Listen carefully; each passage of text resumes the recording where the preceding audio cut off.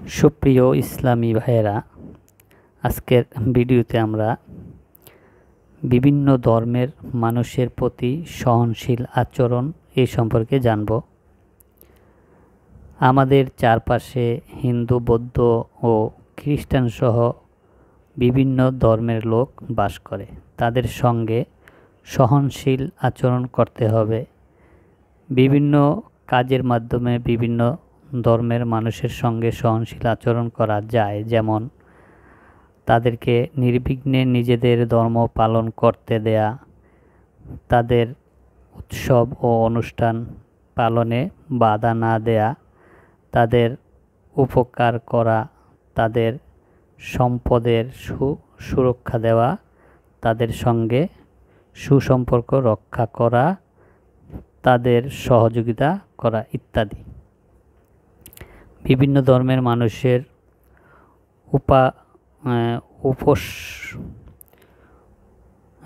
উপাস্যকে গালি দিতে বারণ করে মহান আল্লাহ পবিত্র কোরআনে বলেন। বিভিন্ন ধর্মের মানুষের উপাস্যকে গালি দিতে বারণ করে মহান আল্লাহ পবিত্র কোরআনে বলেন,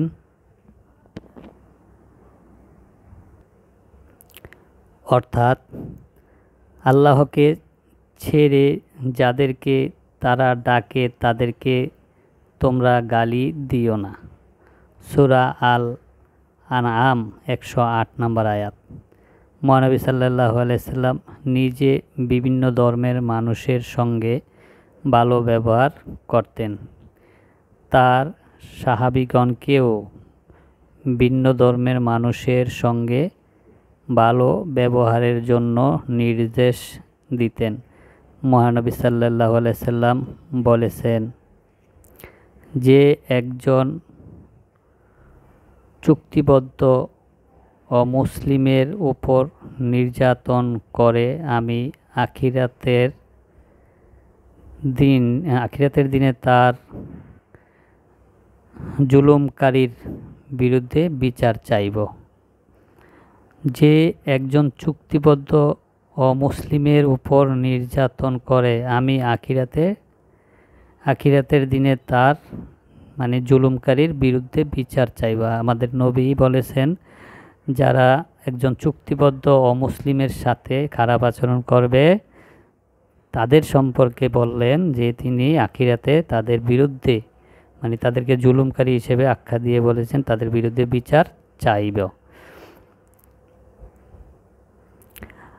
আমরা সকল ধর্মের মানুষের সঙ্গে সুন্দর ব্যবহার করব, কাউকে তার ধর্ম পালনে বাধা দেব না, কোনো ধর্ম সম্পর্কে মন্দ কথা বলবো না, কাউকে নির্যাতন করব না, সকলের সঙ্গে সুসম্পর্ক প্রতিষ্ঠা করব। তো আমরা যারা ইসলামী মাইন্ডের বা মুসলমান মানুষ, তারা অবশ্যই অন্য ধর্মকেও আমাদেরকে সম্মান করতে হবে। তাদের উপর কোনো ধরনের জুলুম বা অত্যাচার আমরা করব না, এটাই আমাদের মহানবী শিক্ষা দিয়েছেন।